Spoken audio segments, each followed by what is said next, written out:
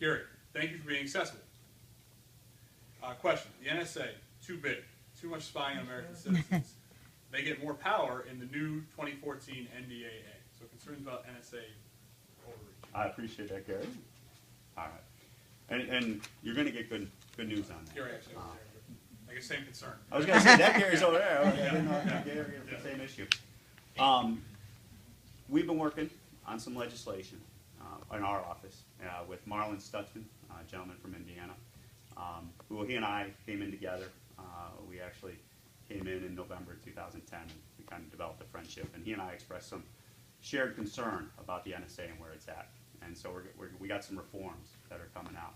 And I think it was yesterday or today, there was a report that came out looking at the NSA and how to rein in the NSA efforts.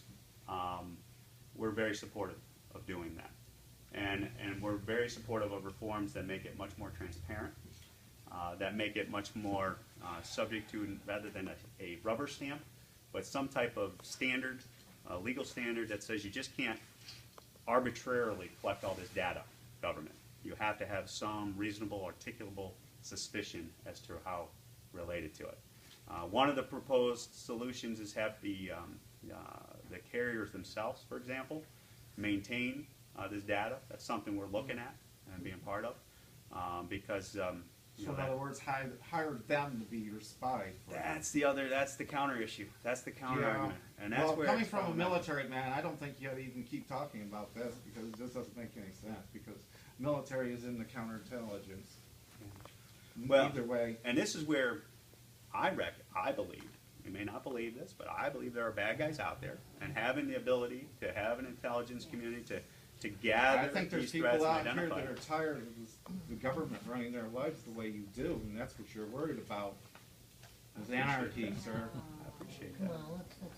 But so I think there's some reforms that we can do on this front, Gary, that can really try to rein in maybe an over expansive policy here. I guess, and that's where we got to go to. I guess my question is, though, why are people the people that are getting so upset over it, why are they getting so upset? I mean, if anyone wants to listen to my phone calls, geez, I'm more than happy to have you to. So boring. Boring experience you can have. You know, I just can't understand. I mean, they're not after our boring experiences. They're after trying to find out someone who's trying to plot against us or considering plotting against us.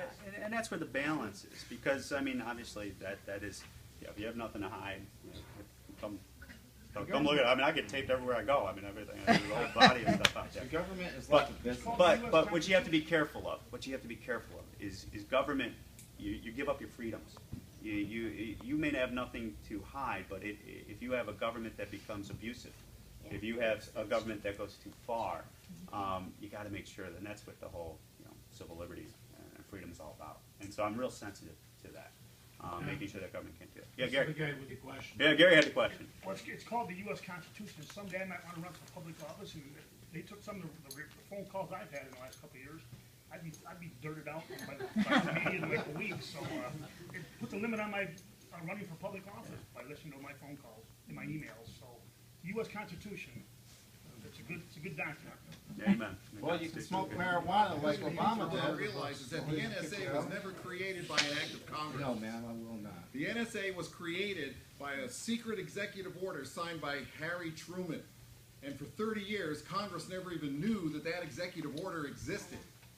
So I think Congress instead should take oversight of that NSA because they've never had it. And the budget has been hidden in the Pentagon's budget. It's out of control. That's where the transparency and then pulling that back into the public domain is. Congress couldn't even deal with 911 properly.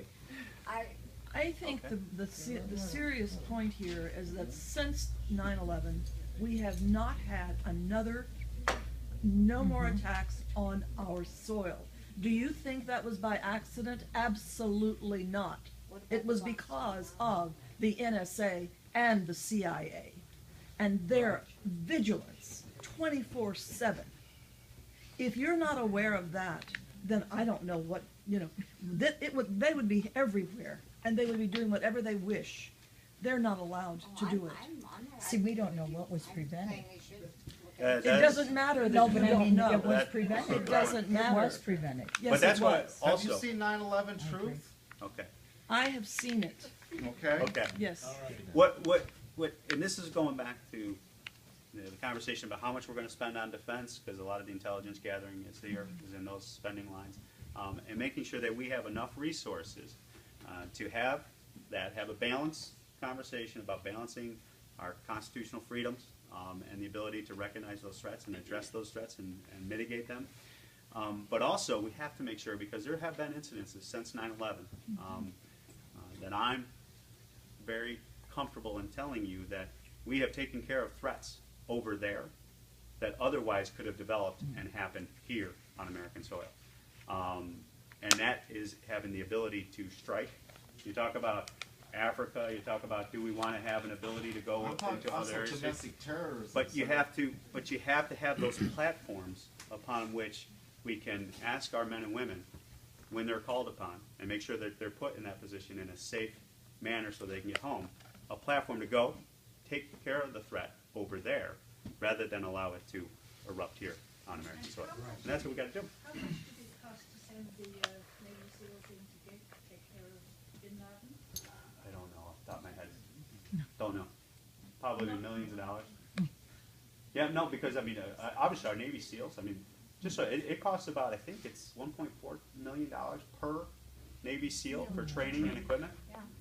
So it's not as if it's just a one day. Oh, I'm punching in at 9 o'clock and I'll be back at noon. In 3 hours, and I get $100 an hour, and it's $300. There's a lot of cost to have that preparedness, that capability, that readiness, and that's where, when I was hearing from the generals in the Pentagon saying we are cutting the budget overnight, and we are jeopardizing that capability and readiness, that resonated with me. Well, it's up to take care of threats to American security interests, which is fighting a war. Taking on terrorist threats, that's a form of giving America back. I'm glad the Iraq War is over and done, and we're winding down Afghanistan. Have we removed our troops and our bases from there? We still, now, Iraq, now the problem I have with the White House on Iraq is when we got out of there, we didn't negotiate a critical piece that needed to be negotiated, and that is to have the ability to have a platform in Iraq to strike those overseas threats once they're identified. So, if you're saying that would I support something to Israel make sure there that we to take have care the of that? ability to strike from Iraq, yeah, I do support having that ability. Same thing in Afghanistan. That's why when we wind down our operations in Afghanistan, we need to make sure that we have the ability to secure a platform upon which to use that to go after these extremist terroristic threats. I'm going to try and get through as many of these as I can in the last couple minutes that we have, but I apologize, we're not going to get through those written questions, so I apologize to those who chose to follow the rules as opposed to those who chose to break the rules. Joe, you're like my third grade teacher right there. I'm to go in the corner, look at him. No, I'm just talking about you, Brett. Well, I was calling on people, Yeah. I was breaking the rules too. Norm, you are working on income tax code reforms. What specific corporate welfare tax exemptions credits is Congress working on, i.e., the nonprofit status of credit unions? One example. Interesting. Tax reform. Tax reform. Well, we are working on tax reform in the Ways and Means Committee. We were hoping to get a piece of legislation out by the first of the year. That's not going to happen. We're going to have to go into 2014, and we're going to have to continue the work on that front. The goals of tax reform, just so everyone knows top line where we're coming from, what I've committed to, that is to simplify the code, to make it fair, so it's not who you know, it's good policy, and also to make it competitive in the world economy. So if you keep those three principles in mind, those are where we're working to get to. So now the You're not question, gonna go to after the issue, offshore money, right?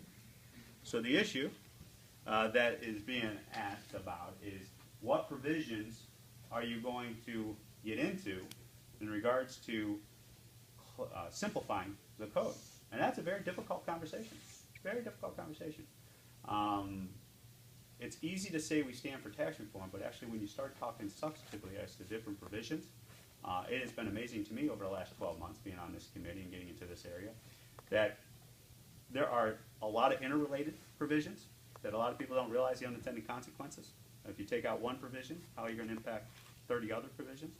So you got to be real careful on how you do this. And that's why I think Dave Camp's approach to it, who's our chairman on Ways and Means, is like, we're going to start from a clean sheet of paper.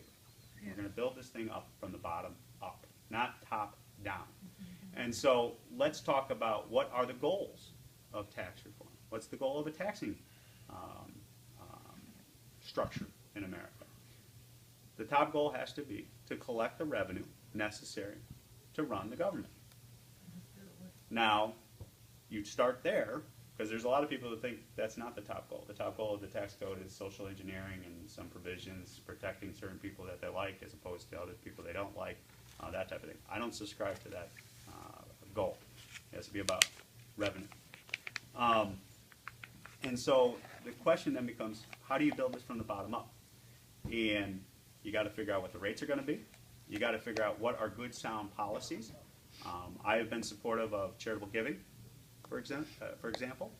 I believe that in the final version of tax reform, there should be provisions that deal with charitable giving and getting a tax benefit for doing that. Mortgage interest deduction, for example, been supportive of that. Home ownership, I think, is something that is good, and it's good policy, tax-wise, to have that in the code. The credit unions and banks and all of that, I think you got to keep an open mind and put everything onto the table, and have the conversation with all Americans. I mean, is it appropriate to give someone a tax benefit over another? And that's really what we're talking about.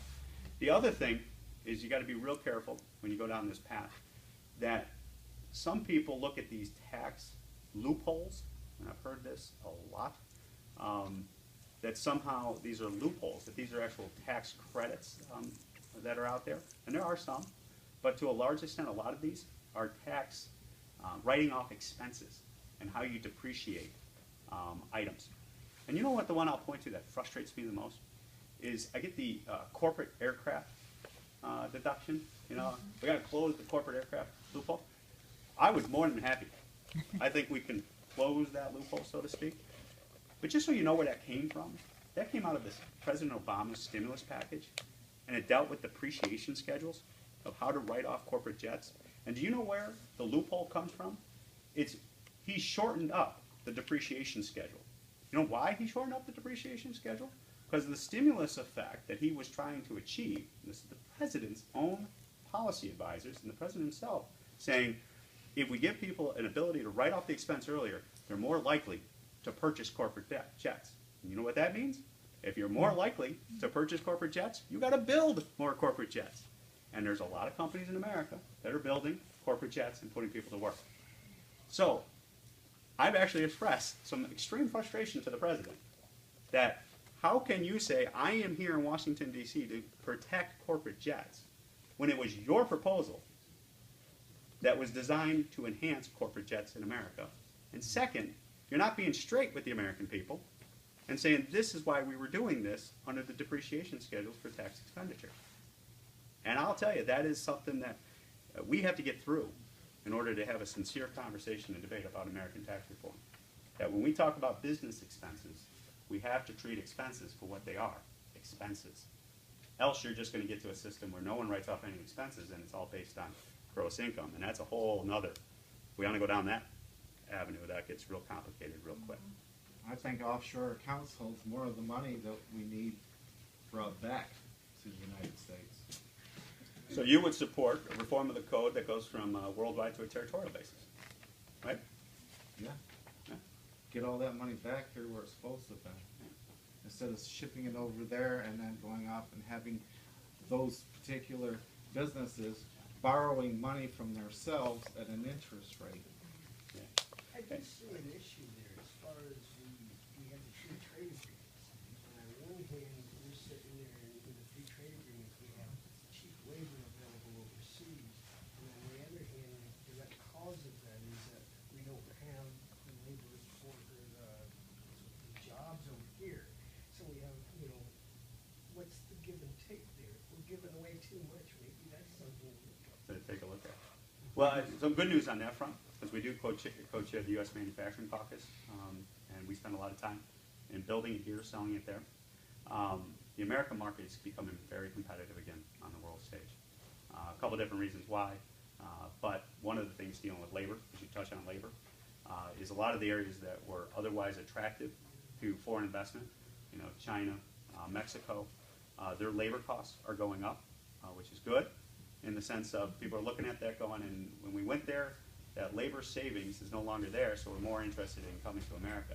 The other thing that's great about America, that people have learned a lesson by going over to other markets, especially China, is we have a rule of law in America. We have a constitution, as Gary says. We protect intellectual property rights. We protect property rights in America.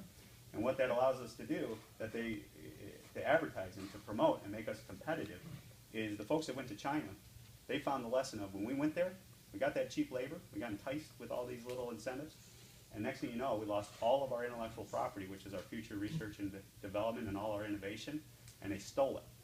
And there's no place to enforce those transgressions. So coming back to America, where we respect those rights and having a rule of law, in and of itself, has been driving a lot of people back here.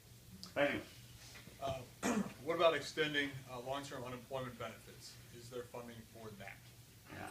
Long-term unemployment, we have not supported that at this point in time. I think with the economy improving, and you're starting to see even the Federal Reserve coming off of some announcements yesterday with the tapering reduction, there's a recognition that the economy is improving, and the long-term unemployment provisions were there for the Great Recession, the significant problems we were having there. We're coming out of that, and that long-term unemployment is something that time is come and gone, in my opinion. Also, one of the things that I'm very sensitive to is the longer it's proven to me, or